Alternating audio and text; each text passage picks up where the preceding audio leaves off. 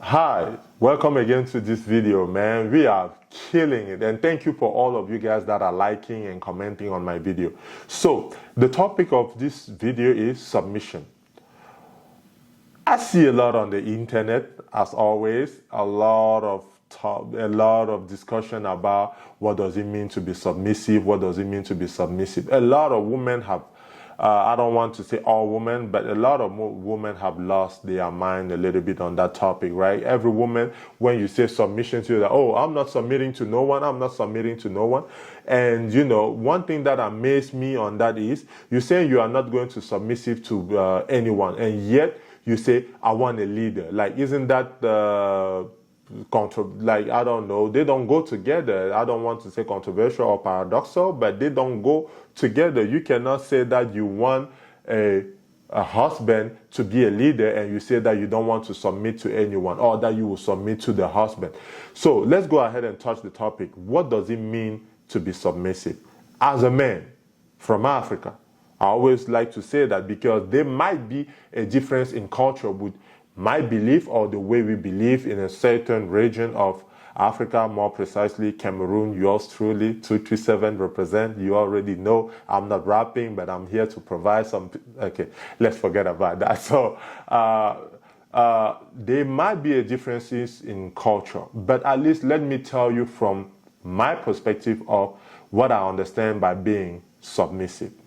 Let's say as a man, you come home, you had a lot of struggle at work. Your boss or whoever it may be, customer, because you know the customer is always king. Your boss or whoever was yelling at you at work. You had a hard time. You really had a stressful day. You come home.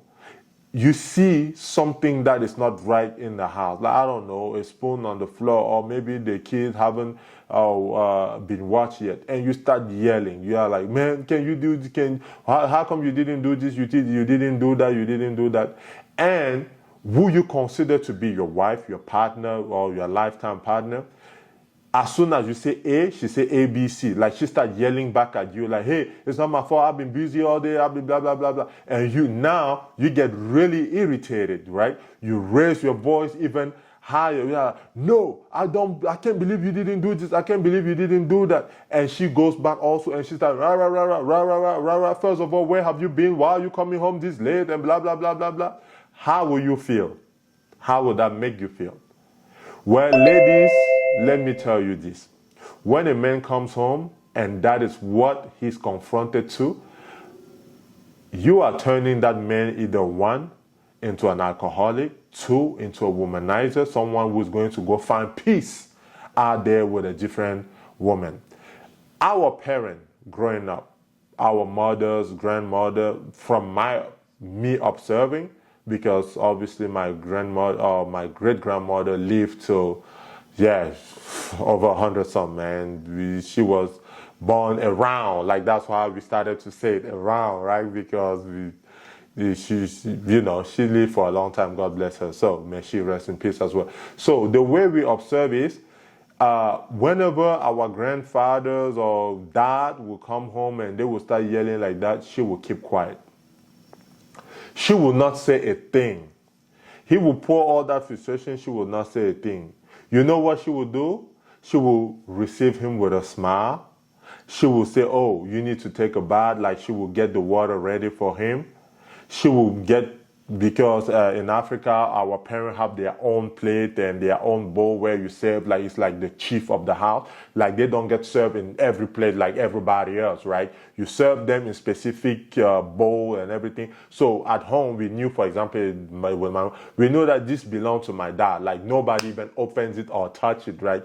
My mom, that is for him, you know? So whenever she put food there, you don't even look at it because that is the chief of the house. You see what I'm saying? So she will serve. After he took a shower, ask him, how was your day? And, have that peace, that peace, that loving peace to calm him down, because she knows outside it was very stressful.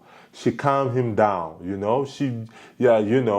the time, I don't know if massages was a thing, but they had a way of having a conversation, turning things into a joke to where it will appease him. And, you know, whenever we would go in a room, they would go in their room. Obviously, that is where the talk was happening.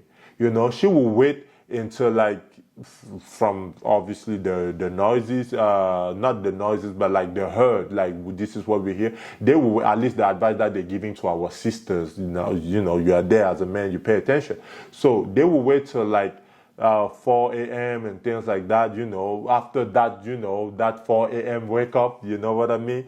And they will start talking to them like, I know you said this earlier when you came in today, but don't you think this way or that way could work better? Can we at least try this way first? And if it doesn't work, it will go, we will do as you say, right? So, and 99% of the time, the men always listen.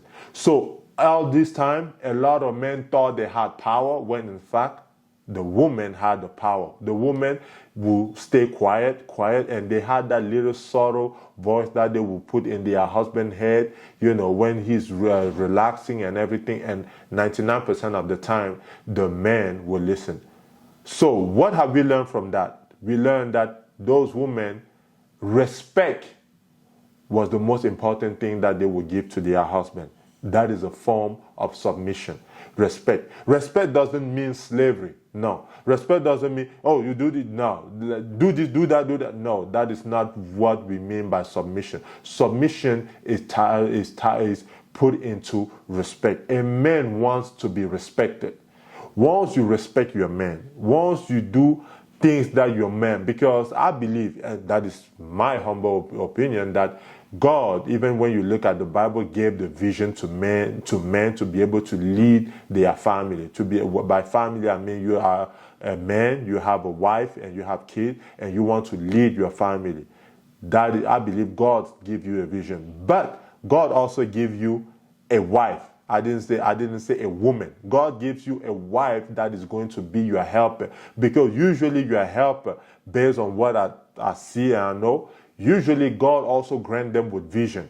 I remember growing up like where my dad wants to go out maybe one day and my mom says, no, don't go out today. And as soon as she would say, today, no, don't go out, he would just come back, put his wallet down and everything, say, okay, so what are we doing today? And I never understood. It's because she had visions. And if you see, like, you know, that is how in tune you have to be with your partner. Where your partner starts seeing things like, oh, I see this and that and that. No, not today. And he will listen. Like they had time to listen to that. Usually, but no, they will listen when their wife say, don't go out today. Because they have a wife, they don't have a woman that is just present, you see. And for that to work, a woman must know when to speak and when not to speak. You can't beat fire with fire. It will never work. You beat fire with peace. That's why they say whenever people are hating you, love them in return. You break that hate down. Whenever somebody goes escalating everything, even in this book, you will read it, right? It's something, it is like common sense, right? Which makes sense. We refuse to understand it, but it makes sense. Whenever people come at you with all that fire and everything, you need to find a way to calm them down. Submission doesn't mean that you're saying no to your husband at home, and yet the person you are working for, who is your boss, you're saying yes to him. You respect your boss more than you respect your husband, then you have an issue. You have a problem. It's not your husband's fault. It's your fault. You submit to your boss at work. You say, yes, sir. He said, hey, I need you to go and run this errand. You say, yes, sir. You go and do it. And yet when your husband is speaking at home, you are going to talk back to him, and you think that is submission. You think, oh, so who are you more entitled to serve? Is it your husband or your boss at work? You need to answer that question. Submission, again, is not slavery. No, submission is entitled into respect. It's entitled into peace. A man wants a peace at home.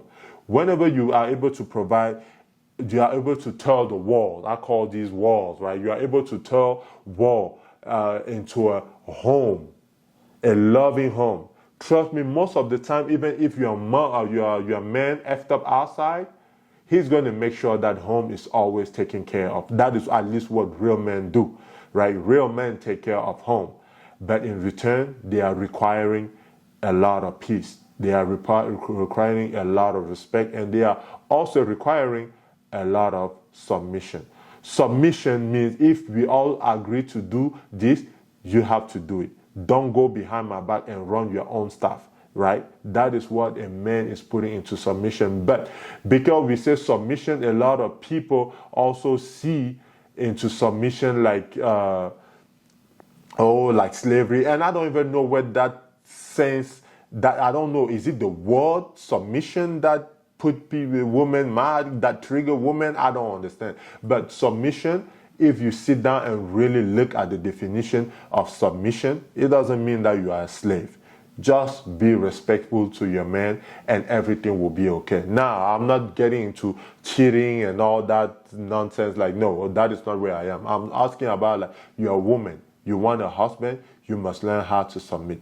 You must learn how to keep your mouth shut whenever, like, things escalate. You must learn how to be able to be that peaceful person that your husband can come and confide into, right? You can confide into your wife and say, hey, this today was like this, like that, like that. You have to be able to be okay, that sounds redundant. You have to be a good listener.